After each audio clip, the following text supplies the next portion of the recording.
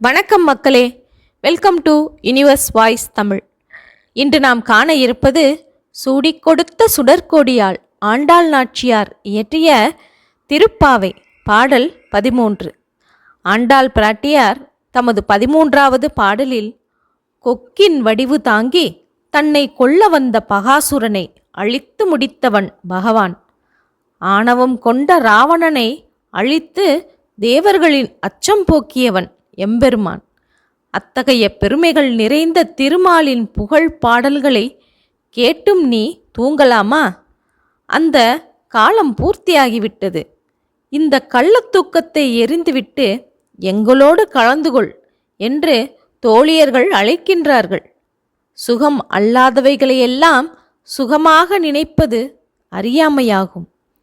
கர்ம வினைகள்தான் இந்த அறியாமையை நமக்கு ஏற்படுத்துகின்றன. இந்த அறியாமை இப்பொழுது உன்னை விட்டு போய்விட்டது. அப்படியிருந்தும் பகவானின் திருப்பாடல்களை கேட்டும் நீ உறங்கிக் கொண்டிருக்க கூடாது. உடனே எழுந்திரு. நீ தூங்குவது நம் தோழியர்களுக்கு எல்லோருக்கும் தெரிந்துவிட்டது என்கிற பொருளில் தோழியர் அவளை எழுப்புகின்றார்கள்.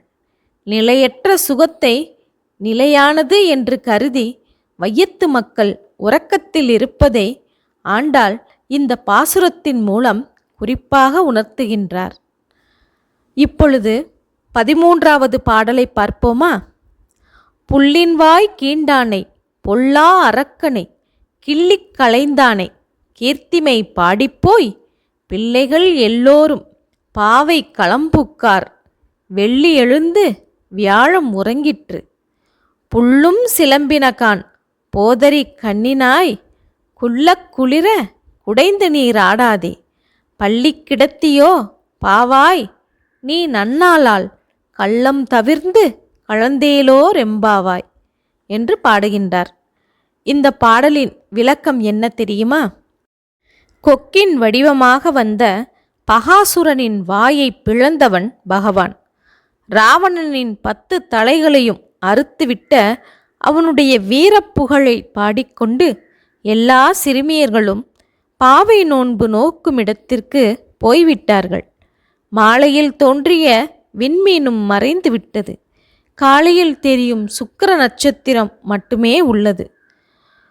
கூட்டிலிருந்த பறவைகள் இரை தேட கூச்சலிட்டு கொண்டு செல்வதை பார். தாமரை மலரையும் மானையும் ஒத்த விழிகளை உடையவளே, பதுமை போன்றவளே, எங்களோடு ஒன்று கூடி உடம்பு விரைக்கும் அளவுக்கு நீரில் விளையாடாமல் இப்படியா படுக்கையில் விழுந்து கிடப்பது? கள்ளத்தூக்கத்தை எரிந்துவிட்டு எங்களோடு கலந்து கொள். கண்ணனை தூக்கத்தில் கண்டு இன்பம் பெற்ற நல்ல நாள் பூர்த்தியாகிவிட்டது. நீராடவா என்னும் பொருளில் இந்த பாசுரம் அமைந்துள்ளது.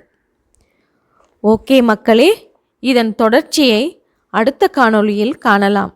இதுவரை எனது யுனிவர்ஸ் வாய்ஸ் தமிழ் சேனலை சப்ஸ்கிரைப் செய்யாதவர்கள் சப்ஸ்கிரைப் செய்து கொள்ளுங்கள். ஷேர் செய்து மறக்காமல் லைக் செய்யுங்கள். மிக்க நன்றி. வணக்கம்.